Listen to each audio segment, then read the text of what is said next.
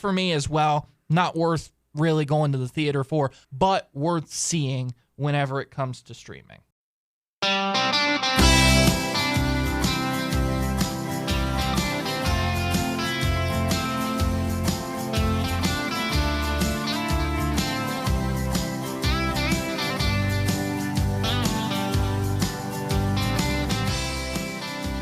Sorry, folks. We're slacking a little bit. You hear that music and you think, wait, where's the second movie? There's not one. Yeah. It is just a real dead zone for new releases. Nobody wants to compete with the Odyssey. I think that's exactly right. And I think everyone is kind of saving their big hits for later. Next week we'll have Spider-Man Brand New Day. Yes. Yeah. Okay. That's what it's called. But for this week, we're going to do something a little different, and we're going to give a recap of our top 3 favorite movies of the year so far. For the year or once we've started this podcast? I think for the year. Ooh, okay. I think for the year because... That's news to me. Because I wanted to include one that I think is in my top 3 that we saw prior to starting this podcast, and I kind of want to give it a shout out because I liked it so much. Okay. But... the year is halfway over. We're halfway to 2027 at this point. So I think it's a nice place. 2026. 2027. Halfway to 2027. Oh, halfway to 2027. Yeah. Okay. I know what year it is. Somewhat wish it was... Well, no, not next week. I want to get through next week, and then it can be 2027. No, but I think it's a good place to take a pause and kind of reevaluate what we've liked so far and maybe what we're looking forward to. This is going to be a little more outside of our normal review, but bear with us until some new movies get released. Yeah, and we are taking a week off next week, so no episode 4 next week because we are going on vacation. We deserve it. And then we'll come back in 2 weeks with Spider-Man Brand New Day, and we'll try and see. I'm sure something else will come. Something new has to have come out by then. Well, I mean, we also saw this on a Screen Unseen. Right. So hopefully there's a Screen Unseen on the Monday that we come back. And I've always enjoyed the Screen Unseens because, and when I title this episode, I am going to put Motor City, and I'll probably title this as episode 11 Motor City and Wrap Up. Sort of thing.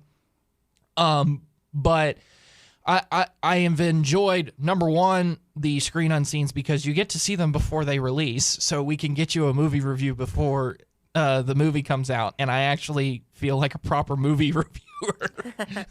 But, okay. So we'll go ahead and start. Are we going to do top 5, top 3? Top 3, I think. Top 3? Okay. All right, you want to go with your number 3? So my number 3 pick is going to be Send Help. Okay. That's a movie that we watched prior to starting this podcast, and I love it. It is very fun. How many times did you see it in the theater? 3 times? I think you saw it 3 times. I saw it twice. We saw it once with our friend Christina. And then I saw it once with you, and I think that's it. I saw thought you it went twice. with a work friend. Nope. No? No, Okay. just the twice. But it was worth seeing it twice. I was happy to see it a second time to pick up on things that I missed. It's a very fun movie. It's very weird. There are some horror moments. It's a Sam Raimi film, so there's a little bit of horror. But it's mostly a comedy. It's mostly a comedy, and it's mostly what happens if you get stranded on an island with your horrible boss. And I find it so entertaining. I've watched it a lot of times, even since it came onto streaming. It's kind of a weird comfort movie for me at this point. I just really like it. Even though you love your boss. I do really love my boss. I love all my coworkers. I have a really good job that I love, but this is still really satisfying. And if you haven't had a chance to see it yet, I think you should watch it. It's streaming on Disney Plus. I think it's on Hulu. To my knowledge, it's on Hulu/Disney Plus. So check it out if you have a spare moment. I think it's worth it. I really like that one, and it's my number 3. You're going to be shocked by my number 3. It was the first episode that we ever did. Hokum is my Oh. number 3. That's interesting. It But has I been- also liked Hokum a lot. It has been my favorite horror movie that I've seen so far this year. I liked it more than Obsession. I liked it more than Backrooms. It was an interesting, detailed story. And Adam Scott is just so dang good in this. He really is. Obviously, he's not asked to do anything new, but it felt like this movie was written with Adam Scott in mind. And I just kind of like how it all came together. And it wasn't like one of those typical horror movies where they leave it kind of open-ended to try and do a sequel, or is somebody not dead, or anything like that. Everything gets resolved. It's a one-off movie. I would like to see this director get a bigger budget and try to do more stuff. I agree. I really liked Hokum a lot. All right, number 2, Mortal Kombat 2. Oh, yeah. Death of Robin Hood. Shocker. No, for me, number 2 is The Odyssey. I thought it was awesome. It looks fantastic. I think it's going to be really hard to top in terms of effects and the way that it looks. Overall, go see The Odyssey if you haven't. On the biggest screen possible, On if the you biggest can. screen possible. It's definitely worth it. It's also sort of a cultural moment. Like, you don't want to be the one person who hasn't seen The Odyssey.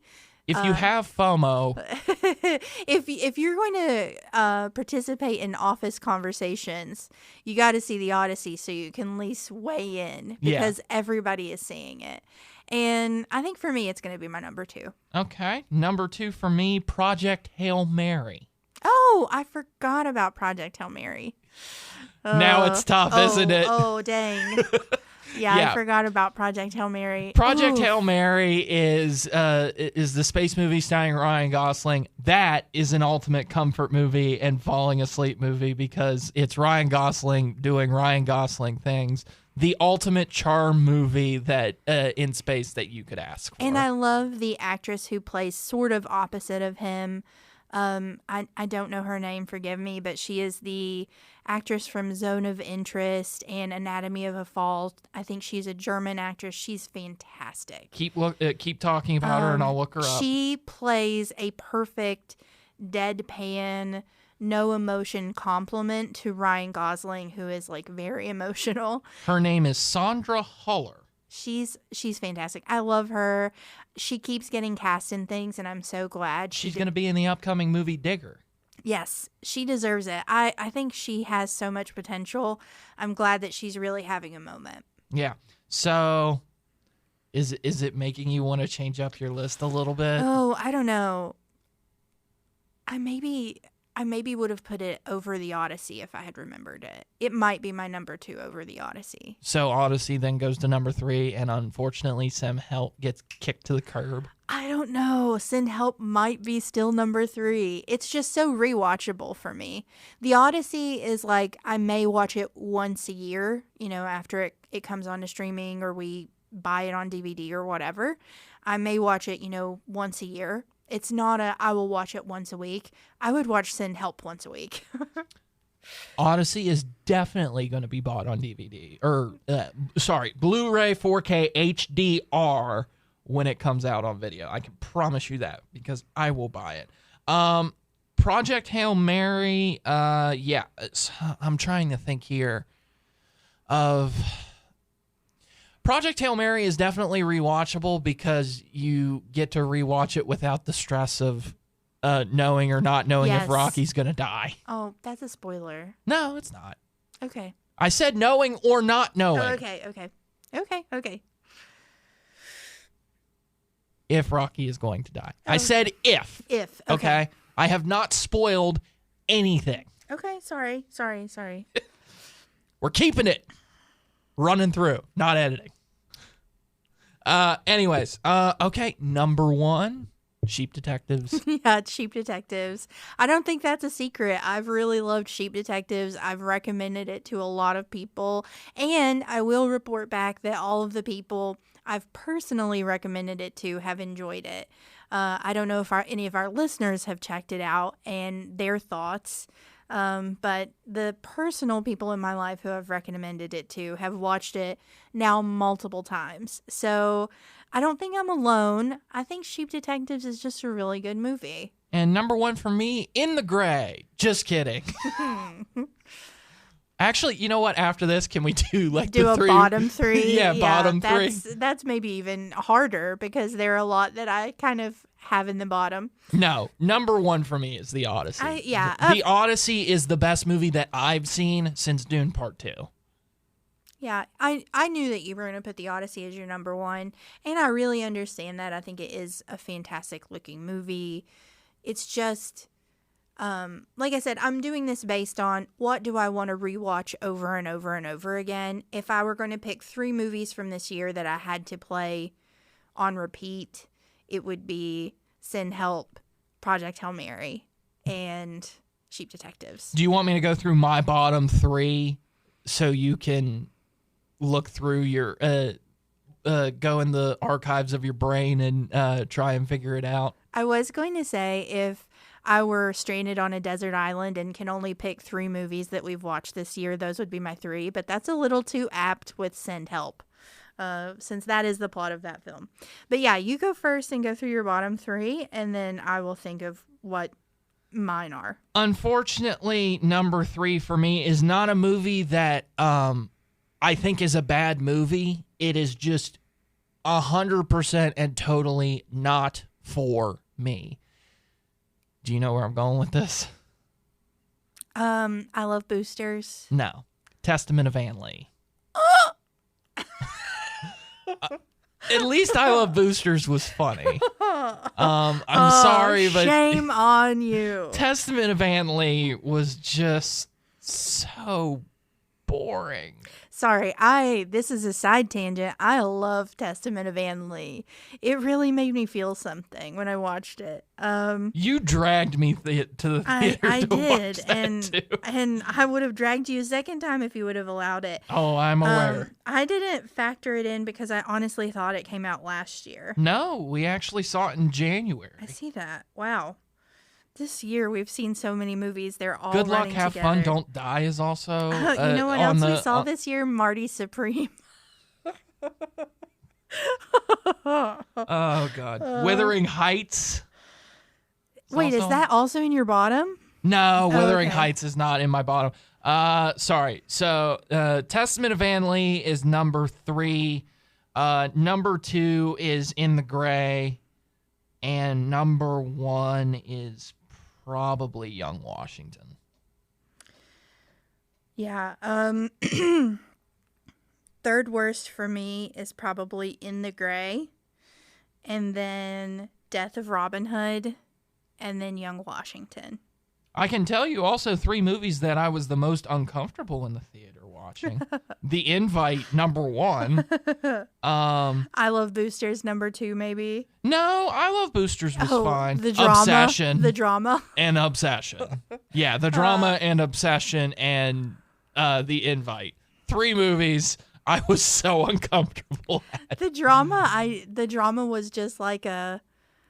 So mentally frustrating. Yeah, it was very tense. It's a very tense watch. I do recommend the drama. I think it's an interesting conversation starter, if nothing else. But yes, it definitely is a tense movie watching experience. I watched Aaron Brockovich for the first time, so Yeah, honestly. that sort of counts for me. Is that in your top 3? It should be if it isn't. No, it's not. I mean, I'm only joking. It's a very good film. Did I enjoy the movie 100%? Good Luck, Have Fun, Don't Die makes me feel disappointed that I didn't put that in my top 3. That's probably my honorable mention. Or 28 Years Later, The Bone Temple. I forgot that. Never mind. Actually, scrap this whole thing. There are so many good movies this year. There really are. It was a really, really good January. And normally January sucks. They save movies for later in the year, so it is so shocking that we saw so many great movies in January. And then one dud. Housemaid came out in December, but I saw it in January.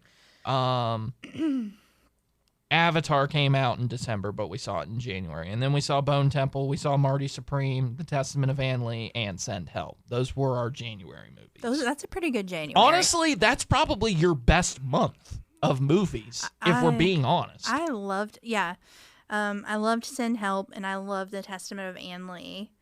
I also, did you say that Good Luck, Have Fun, Don't Die was also January? No, Good Luck, Have Fun, Don't Die was in late February. Okay, that also is an underrated movie that I've heard almost no one talking about, that if you have the opportunity to watch, you should. It's a very fun time travel-ish movie. I highly recommend. It's a wild time, but it is worth it. It's definitely weirder, but if you like weird cinema, I think you'll love it. The Bride. Did you enjoy that? Yeah, I really liked The Bride. I think that's probably going to get some Academy Awards. I would say that. I don't think the reception to it has been very good. I think what's her name's should get a nod for an Oscar for Best Lead Actress. I think it was sort of universally panned. So, They Will Kill You was also pretty fun. They Will Kill You. There have been a lot of horror movies that I've liked this year, both horror comedies like Send Help and actual horror movies. Speaking of horror comedies, this is not a movie, but I would love to give it a very special shout out. The Apple TV series Widow's Bay is absolutely fantastic start to finish, and I want to highly recommend it to anyone who enjoys Parks and Rec, the kind of situational comedy, but also with a little bit of a horror suspicious element going into it. It's very, very fun. Highly recommend. A+ series. I'm also trying to think of that movie that we saw on Netflix that was a horror comedy. Apex. Yeah. Is that a horror comedy, you think?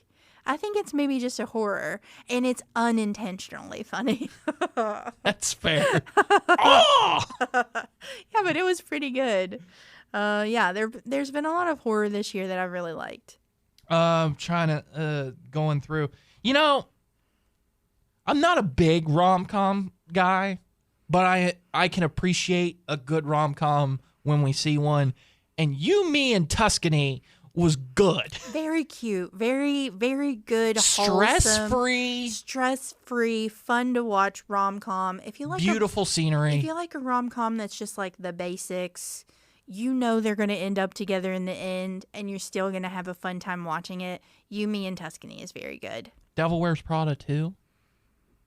We're getting into movies that we've already reviewed, but honestly, in terms of how many great movies have come out this year, I would think Devil Wears Prada 2 is probably going to be a little bit more forgettable for me.